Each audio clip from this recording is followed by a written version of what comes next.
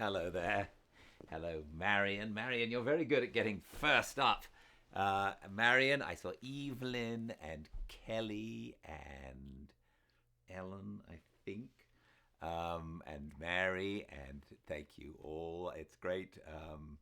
It's great to have the regulars join together and to be here all together reading our next book. Very exciting and really interesting how much, what of a book that you've read a couple of times you remember. Not me, I remember. I don't remember it all, but I do remember certain things, and it's fascinating to go through it and hit upon those things that stay with you. All right, let's push ahead, shall we? I hope everyone's doing very well. Let's see what happens in chapter 4. Welcome to a fireside reading of The Sun Also Rises by Ernest Hemingway. Chapter 4. The taxi went up the hill, past the lighted square, then on into the dark. Still climbing, then leveled out onto a dark street behind Saint-Étienne-du-Mont, went smoothly down the asphalt, past the trees and the standing bus at the Place de la Contrescarpe, then turned into the cobbles of the Rue Mouffetard. There were lighted bars and late open shops on each side of the street. We were sitting apart, and we jolted close together going down the old street. Brett's hat was off. Her head was back. I saw her face in the lights from the open shops. Then it was dark. Then I saw her face clearly as we came out on the Avenue des Gobelins. The street was torn up and men were working on the car tracks by the light of the acetylene flares. Brett's face was white, and the long line of her neck showed in the bright light of the flares. The street was dark again, and I kissed her. Our lips were tight together, and then she turned away and pressed against the corner of the seat as far away as she could get. Her head was down. "Don't touch me," she said. "Please don't touch me." "What's the matter?" "I can't stand it." "Oh, Brett." "You mustn't. You must know I can't stand it. That's all. Oh, darling, please understand." "Don't you love me?" "Love you? I simply turn all to jelly when you touch me." "Isn't there anything we could do about it?" She was sitting up now. My arm was around her, and she was leaning back against me, and we were quite calm. She was looking into my eyes with that way she had of looking that made you wonder whether she really saw out of her own eyes. They would look on and on after everyone else's eyes in the world would have stopped looking. She looked as though there were nothing on earth she would not look at like that. And really she was afraid of so many things. "And there's not a damn thing we can do," I said. "I don't know," she said. "I don't want to go through that hell again." "We'd better keep away from each other." "But, darling, I have to see you. It isn't all that, you know." "No, but it always gets to be." "That's my fault. Don't we pay for all the things we do, though?" She had been looking into my eyes all the time. Her eyes had different depths. Sometimes they seemed perfectly flat. Now you could see all the way into them. "When I think of the hell I've put chaps through, I'm paying for it all now." "Don't talk like a fool," I said. "Besides, what's happened to me is supposed to be funny. I never think about it." "Oh, no, I'll lay you don't." "Well, Let's shut up about it. I laughed about it too myself once. She wasn't looking at me. A friend of my brother's came home that way from Mons. It seemed like a hell of a joke. Chaps never know anything, do they? No, I said. Nobody ever knows anything. I was pretty well through with the subject. At one time or another, I had probably considered it from most of its various angles, including the one that certain injuries or imperfections are a subject of merriment, while remaining quite serious for the person possessing them. It's funny, I said. It's very funny. And it's a lot of fun, too, to be in love. Do you think so? Her eyes looked flat again. I don't mean fun that way. In a way, it's an enjoyable feeling. No, she said, I think it's hell on earth. It's good to see each other. No, I don't think it is. Don't you want to? I have to. We were sitting now like two strangers. On the right was the Parc Montsouris, the restaurant where they have the pool of live trout, and where you can sit and look out over the park was closed and dark. The driver leaned his head around. Where do you want to go? I asked. Brett turned her head away. Oh, go to the Select. Café Select, I told the driver. Boulevard Montparnasse. We drove straight down, turning around the Lion de Belfort that guards the passing Montrouge trains. Brett looked straight ahead. On the Boulevard Raspail, with the lights of Montparnasse in sight, Brett said, Would you mind very much if I asked you to do something? Don't be silly. Kiss me just once more before we get there. When the taxi stopped, I got out and paid. Brett came out, putting on her hat. She gave me her hand as she stepped down. Her hand was shaky. I say, do I look too much of a mess? She pulled her man's felt hat down and started in for the bar. Inside, against the bar and at tables, were most of the crowd who'd been at the dance. Hello, you chaps, Brett said. I'm going to have a drink. Oh, Brett! The little Greek portrait painter, who called himself a duke, and whom everybody called Zizi, pushed up to her. I got something fine to tell you. Hello, Zizi, Brett said. I want you to meet a friend, Zizi said. A fat man came up. Count Mippipopoulos, meet my friend, Lady Ashley. How do you do? Said Brett. Well, does your ladyship have a good time here in Paris? Asked Count Mippipopoulos, who wore an elk's tooth on his watch chain. Rather, said Brett. Paris is a fine town, all right, said the Count. But I guess you have pretty big doings yourself over in London. Oh, yes, said Brett. Enormous.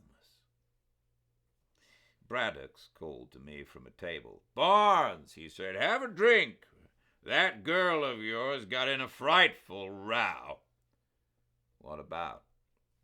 Something the patron's daughter said, a corking row. She was rather splendid, you know. Showed her yellow card and demanded the patron's daughter's too.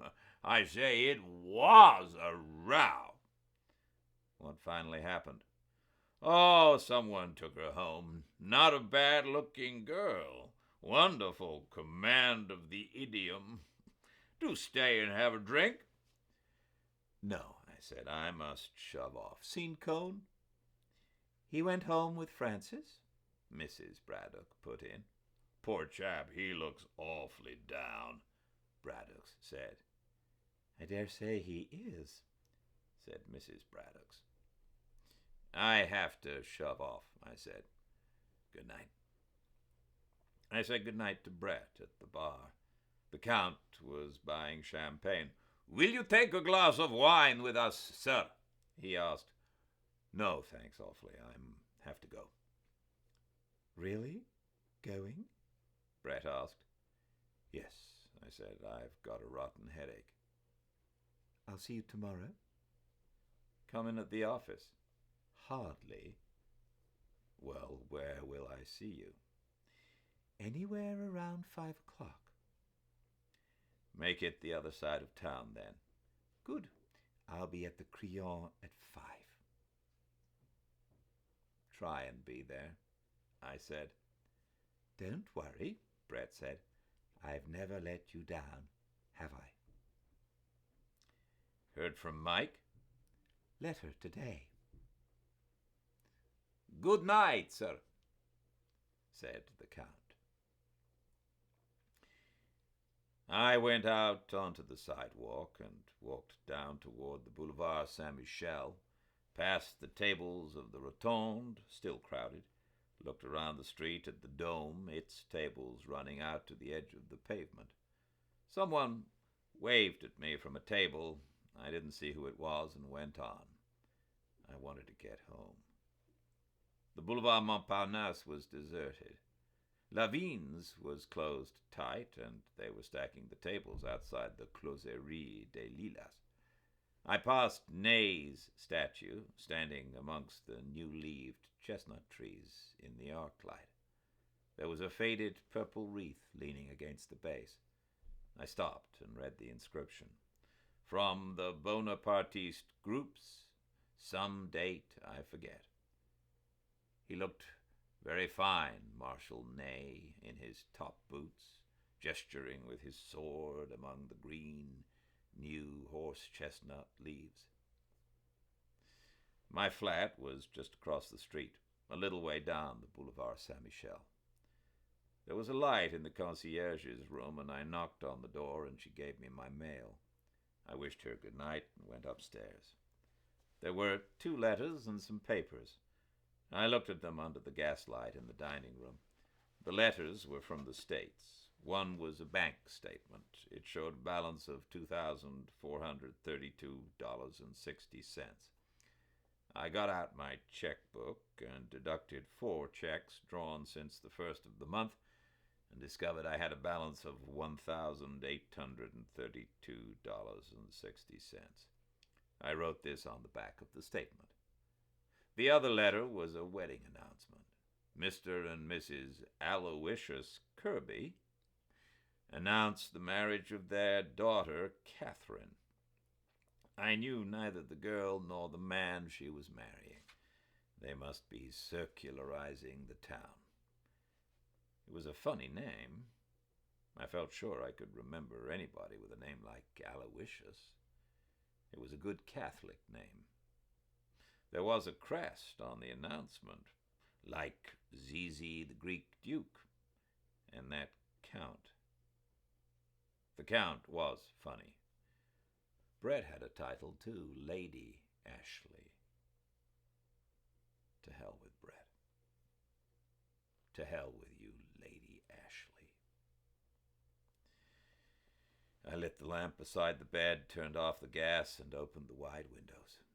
The bed was far back from the windows, and I sat with the windows open and undressed by the bed. Outside, a night train running on the streetcar tracks went by, carrying vegetables to the markets. They were noisy at night when you couldn't sleep.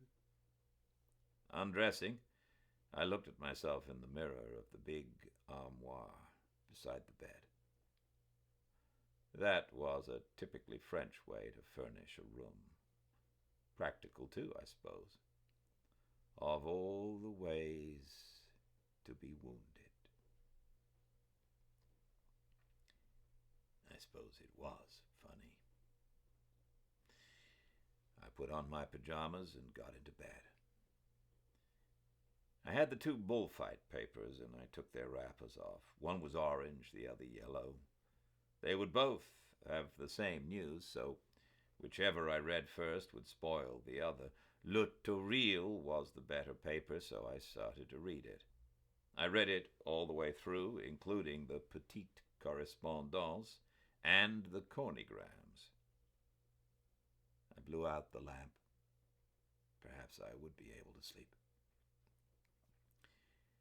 My head started to work. The old grievance.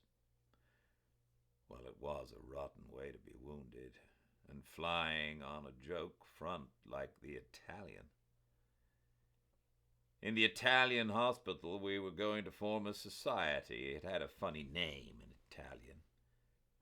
I wonder what became of the others, the Italians. That was in the Ospedale Maggiore di Milano, Padiglione Ponte. The next building was the Padiglione Zonda. There was a statue of Ponte, or maybe it was Zonda. That was where the liaison colonel came to visit me. That was funny. That was about the first funny thing.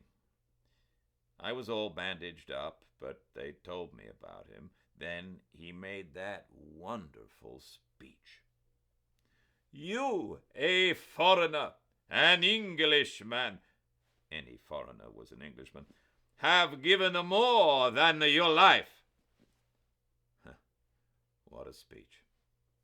I would like to have it illuminated to hang in the office. He never laughed. He was putting himself in my place, I guess. Che mala fortuna! Che mala fortuna! I never used to realize it, I guess. I try and play it along and just not make trouble for people. Probably I never would have had any trouble if I hadn't run into Brett when they shipped me to England. I suppose she only wanted what she couldn't have. Well, people were that way. To hell with people. The Catholic Church had an awfully good way of handling all that. Good advice, anyway. Not to think about it. Oh, it was swell advice. Try and take it sometime. Try and take it. I lay awake thinking, and my mind jumping around. Then I couldn't keep away from it, and I started to think about Brett, and all the rest of it went away. I was thinking about Brett, and my mind stopped jumping around and started to go in a sort of smooth waves. Then all of a sudden I started to cry. Then after a while it was better, and I lay in bed and listened to the heavy trams go by and way down the street. And then I went to sleep.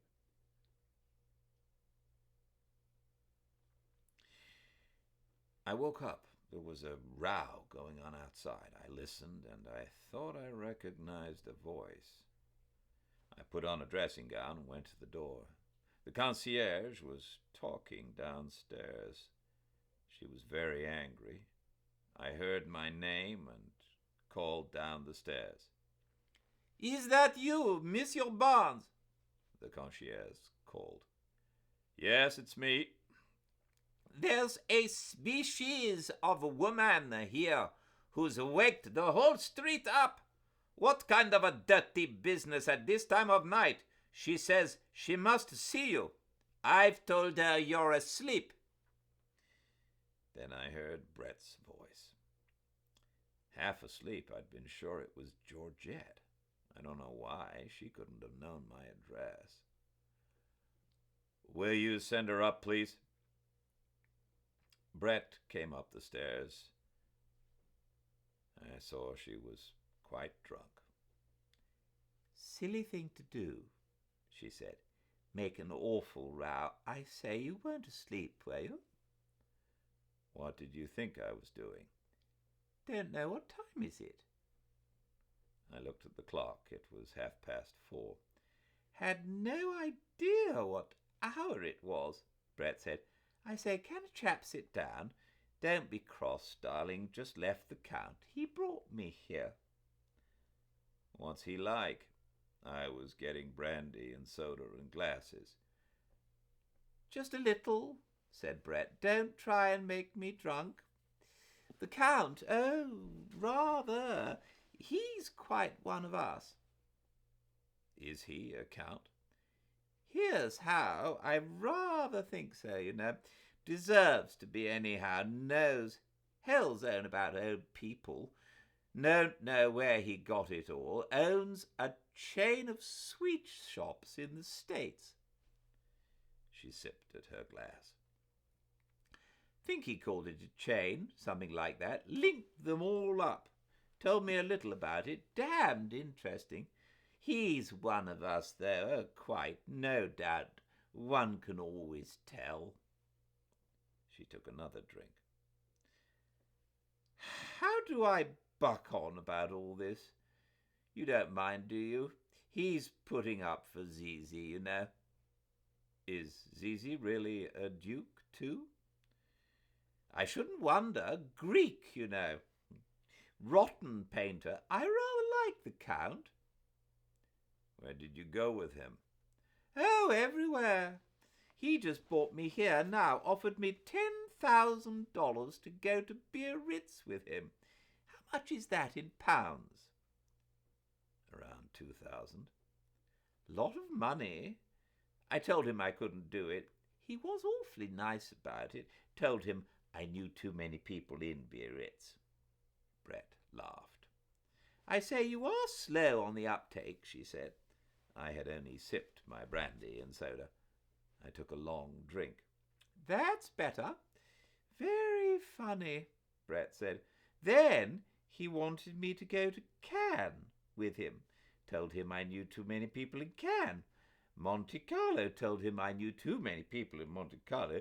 Told him I knew too many people everywhere. Quite true, too. So I asked him to bring me here. She looked at me, her hand on the table, her glass raised. Don't look like that, she said. Told him I was in love with you. True, too. Don't look like that. He was damn nice about it. Wants to drive us out to dinner tomorrow night. Like to go? Why not? I'd better go now. Why? Just wanted to see you. Damned silly idea. Want to get dressed and come down? He's got the car just up the street. The Count? Himself. And a chauffeur in livery. He's going to drive me around and have breakfast in the Bois. Hampers. Got it all at Zelly's. Dozen bottles of Mum's. Tempt you? I have to work in the morning, I said. I'm too far behind you now to catch up and be any fun. Don't be an ass. Can't do it. Right. Send him a tender message? Anything. Absolutely. Good night, darling. Don't be sentimental. You make me ill. We kissed goodnight, and Brett shivered. I'd better go, she said. Good night, darling. You don't have to go. Yes. We kissed again on the stairs, and as I called for the cordon, the concierge muttered something behind her door. I went back upstairs, and from the open window watched Brett walking up the street to the big limousine drawn up to the curb under the archlight. She got in, and it started off. I turned around. On the table was an empty glass and a glass half full of brandy and soda. I took them both out to the kitchen and poured the half-full glass down the sink. I turned off the gas in the dining room, kicked off my slippers, sitting on the bed, and got into bed. This was Brett that I had felt like crying about. Then I thought of her walking up the street and stepping into the car, as I had last seen her. And, of course, in a little while, I felt like hell again. It's awfully easy to be hard-boiled about everything in the daytime, but at night, it is another thing.